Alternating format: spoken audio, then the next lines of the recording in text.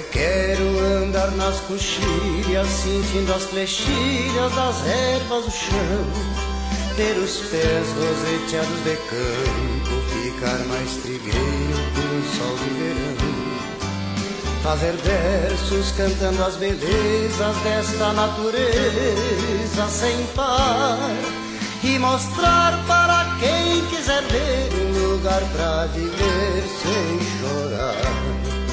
E mostrar para quem quiser ver um lugar pra viver sem chorar. É o meu Rio Grande do Sul, céu, sol, sul, terra e cor, onde tudo que se planta cresce e o que mais floresce é o amor.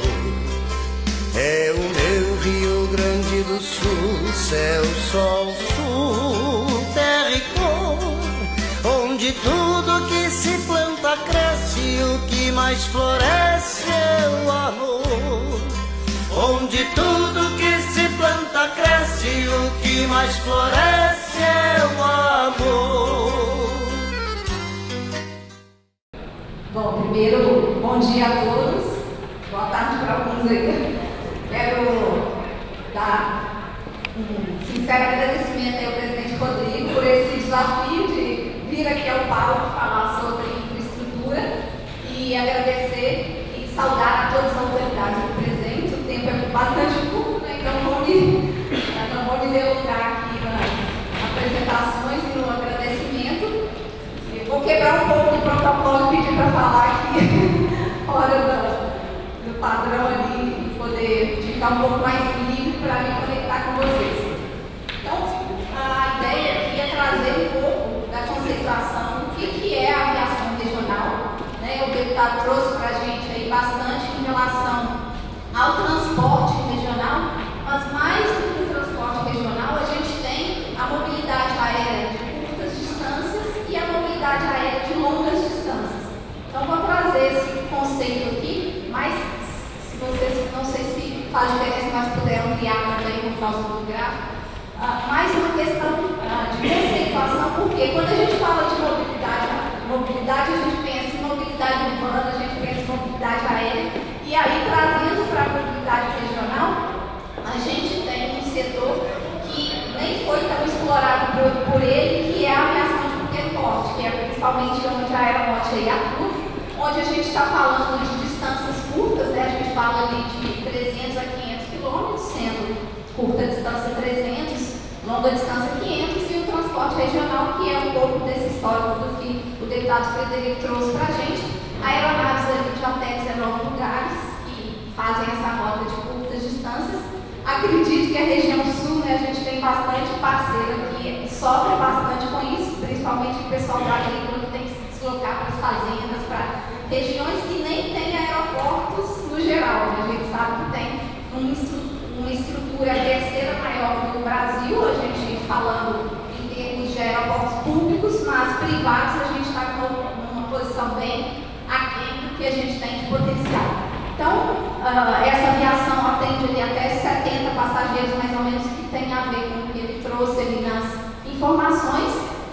E aqui eu trouxe, né, informações que vou disponibilizar esse material depois para quem tiver interesse, até para a gente poder atentar aqui ao tempo, mas basicamente o que é importante aqui dessa fala? O Brasil, ele é o segundo maior mercado de aviação do mundo, ele só perde para os Estados Unidos. E visto isso, a gente tem uma região que é muito necessitada e carente em todas as esferas. E aí eu trago a fala de todos os colegas que vieram antes para falar, né, da importância das hidrovias, das ferrovias, e aqui eu trago, né, a importância também da aerovia como catalisador para esse momento. O que eu poderia acrescentar aqui, né, já trazendo um pouco do final da minha fala, do que não foi falado dentro de tudo que a gente viu aqui desde o começo, é que para a gente desenvolver o país, o que a gente precisa? A gente precisa de indústria e tecnologia. E aqui a gente está muito voltado para o agro, porque somos, obviamente, um dos maiores exportadores de alimentos do mundo, e super importante esse mercado e esse setor, né, a representatividade disso do Brasil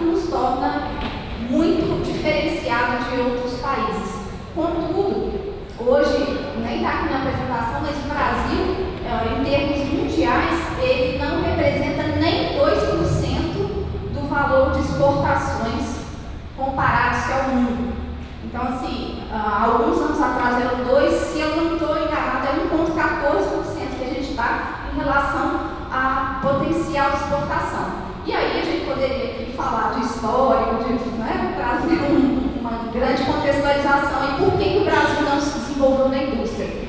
E por que isso tem a ver com o mercado de aviação e com a questão do desenvolvimento da aviação? Porque a aviação, muitas vezes, ela realmente é deficitária, principalmente que eu considero que eu tenho que ir e eu tenho que voltar. E aí, às vezes, a gente não tem toda a ocupação de assento, não tem toda a estrutura ali que eu preciso para que esse custo se sustente a longo prazo. E quando a gente tem uma política pública de mercado livre, como é o caso da aviação que a gente, né, aviação comercial, as linhas aéreas, o que o empresário vai fazer? Todos nós que somos de alguma forma empresários, a gente vai fazer investimentos naquilo que vai gerar retorno para a gente. E aí, essas malhas, né, se a gente puder fazer aqui até puxando um pouquinho aí do que a gente conversou um pouco, se a gente puder fazer um comparativo, eu vou fazer um comparativo, por exemplo, com um mercado de transporte, onde eu tenho linhas que atendem as regiões, que algumas elas nunca vão ser superavitárias, porque eu não tenho demanda suficiente para aquilo. Mas quando eu faço uma política de regulamentação que ela tem uma alavanca do governo para regular isso, a gente tem que ter incentivo para que a gente consiga equilibrar essa conta e ela seja superavitária. A história da conta ficar interna na aviação é um pouco diferente dos demais modais. Não, com certeza, mas assim, a melhor analogia seria essa, né? Eu preciso me conectar, mas a conta não vai fechar. Então, o que o governo pode fazer para isso? Ele tem que criar fomentos para que a gente consiga conectar essas áreas que não são superavitárias através de incentivos. Por que o governo vai fazer isso se a conta não fecha? Porque o ganho secundário, ele é exponencial. E aí a gente vai ter arrecadação de emprego, desenvolvimento do país, geração de emprego. E é aí que a gente vai ganhar. Não é no trecho que a gente está fazendo que está com carga, com passageiro, com a ocupação ali deficitária. E a presença do governo é fundamental para essa parceria, para que isso aconteça. Porque o investimento que a gente tem, principalmente considerando a aviação, ele é muito elevado, desde a construção da pista até toda a regulamentação que nós temos. E isso faz com que muitos empresários não queiram investir na frente, porque eles sabem que o retorno é a longuíssimo prazo. Né? A gente poderia pensar igual o Japão, está pensando em investimento para a terceira geração, mas o que é a fala que a gente escuta muito? Como que eu vou fazer um investimento se daqui a pouco vai mudar toda a política, toda a regulamentação do mercado, toda a questão tributária e aquilo que a gente tem definido no país? A insegurança faz com que, principalmente o privado, ele tenha uma resistência muito grande de fazer esse tipo de investimento. Então aqui só a título, né, passando bem rápido, a título de curiosidade, a aviação regional, ela tem aí um investimento de cerca de 3,4 bilhões até 2025 projetado. A gente tem uma crescente aí nos últimos anos no mercado em torno de 3, diria ali variando até 6%. Então a gente sabe que é um mercado que está crescendo potencialmente e que a formação de profissionais para esse setor, ela reduz a cada ano 3%. A gente já tem um gargalo nesse mercado. Aqui, só para título de informação, né, a frota da aviação executiva no Brasil chega a 10 mil aeronaves só nessa aviação que a gente está falando, né, que a gente chama de aviação geral, executiva. E no último ano a gente teve 227 aeronaves que entraram no Brasil, sendo que a maior parcela são aeronaves a pistão e turbohélice, que é exatamente as aeronaves da aviação regional. A aviação regional, cabe salientar aqui, que ela é um grande formador de profissionais para a aviação comercial. Se eu não tenho aviação regional, e aí eu estou falando da aviação pequena mesmo, do famoso TEC-TEC, né, a aeronáutica, inclusive foi a segunda empresa de aeronaves certificadas no Brasil, e agora a gente retoma esse protagonismo, que vou trazer um pouco do projeto. Então, ela começa nessa aviação pequena. A partir do momento que a a gente começa as horas de voo, os pilotos vão fazendo ali a formação, ele vai se movimentando para a cadeia ali da linha aérea que a gente conhece. O negócio, a aviação é um pouco diferente, né? Eu não posso só ir lá e fazer o treinamento, eu tenho que ter de fato experiência comprovada. Para vocês terem uma ideia, o responsável técnico da empresa tem que ter no mínimo 6 anos de atuação na função para poder se tornar um profissional de referência. Então aqui a questão de quantidade de aeródromos, né? A gente tem quase 3 mil, um pouco mais de 3 mil no Brasil, sendo que 2.737 são privados. Fazendo um comparativo com o primeiro mercado, né, do mundo aí, que é os Estados Unidos, nós temos cerca de 20 mil aeroportos. Então, assim, quase que a cada 15 quilômetros tem uma pista de pouso, pelo menos, para ver quanto isso fomenta o crescimento de um país. Aqui o ranking dos principais aeroportos, né, não vou delongar também, mas só para vocês terem uma ideia, a aviação regional ela decresceu 25%, apesar da aviação estar crescendo. Por quê? A gente só tem um aeroporto aqui no estado, que é internacional, onde o deputado já falou que a regulamentação, as leis, acesso, as questões são muito mais burocráticas e aí afasta essa aviação regional, porque a gente precisa, né, de fato, de muito menos complexidade. A gente tem uma previsão aí de crescer pelo menos 5 vezes e chegar aí a 50 milhões nos próximos 30 anos, principalmente, gente, focado na questão da descarbonização.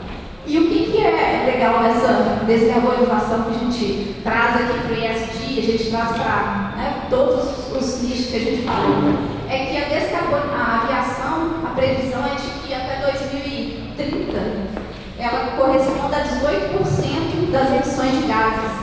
E a aviação regional, hoje ela representa 3% das emissões, só para título de informação. E a aviação regional, ela é muito mais fácil você fazer essa transformação na aviação regional dos aviões menores para que depois isso se potencialize para as outras, né, para a aviação comercial, no caso. Aqui eu trago, né, de fato aí o nosso projeto, que é muito baseado no conceito de aerotrópole. Na verdade, esse projeto ele surgiu assim, há mais de 10 anos, que a gente vem idealizando com certeza numa dimensão bem menor do que é hoje, fruto das várias dores que nós, né, como empresários, tivemos. A gente sempre teve concessão e hoje ainda somos, através da concessão ali da Fracoda, antes do Infraero, e a gente já fechou duas empresas do dia para a noite, porque a gente perdeu a estação. E concorrência pública e envelope fechado, não tem como negociar. Então a gente literalmente fechou no Campo de Marte e no Carlos Praça. E isso faz com que a gente, né, de fato, tenha uma necessidade de ter maior autonomia. Por isso vem esse projeto nosso, que veio através da fábrica, da montagem de uma aeronave que já existe hoje, já tem mercado, a gente representa e distribui, mas já é uma demanda que nós temos hoje e que a gente traz aqui para o mercado para internalizar essa produção e fazer o processo de industrialização, né? Principalmente de guerra, de tudo que a gente está passando, Covid, a importância do Brasil ser esse fomentador da indústria também, que traz bastante desenvolvimento. E aí, como catalisador da fábrica, a gente vai ter, né, a parte do campo de inovação e P&D, que é o mais importante, porque a gente quer trazer indústrias satélites para cá, para trabalhar no processo de sistema de propulsão, na questão, né, da descarbonização em si, e outras tecnologias aí já pensando 10, 20, 30 anos. Essa semana mesmo a gente está na França e na Le Bourget procurando parceiros para trazer para esse hub.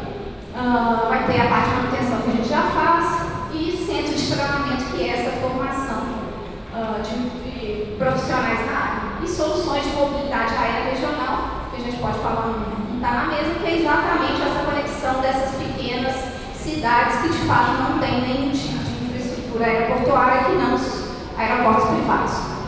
Em resumo, seria de fato uma integração multimodal, tirando a ferrovia do nosso amigo Miguel aqui, teria essa integração porque elas precisam se conectar, né? Para a cadeia logística, para escoamento, enfim. Então, o que a gente quer com isso é basicamente uma Guaíba, né, a nossa dor aí, antiga da Ford, que tem uma dor aí de estado que a gente já entendeu depois. Então a ideia é ter esse empreendimento aí com o início do projeto sendo a montagem dessa aeronave, uma aeronave de 7 lugares. Ela já funciona com Jet A1, que é 30% a menos de emissão de gás, é o mesmo combustível da linha aérea, para poder ser muito mais eficiente. Tem vários selos de sustentabilidade também.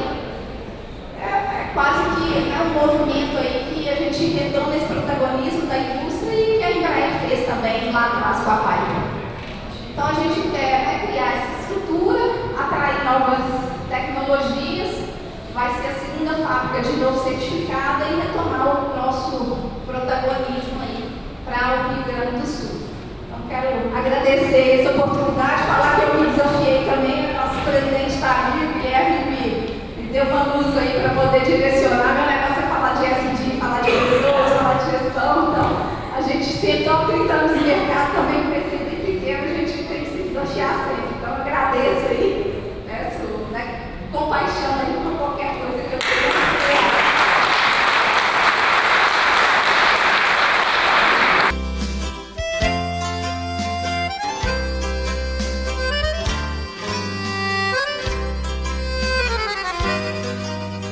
Eu quero andar nas coxilhas, sentindo as flechilhas das ervas do chão, ter os pés roseteados de campo, ficar mais trigueiro com o sol de verão, fazer versos cantando as belezas desta natureza sem par, e mostrar para quem quiser ver um lugar pra viver sem chorar.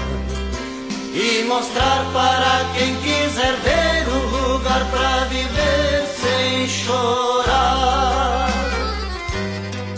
É o meu Rio Grande do Sul, céu, sol, sul, terra e cor, onde tudo que se planta cresce e o que mais floresce é o amor. É o meu Rio Grande do Sul, céu, sol, sul, terra e cor, onde tudo que se planta cresce e o que mais floresce é o amor. Onde tudo que se planta cresce e o que mais floresce é o amor.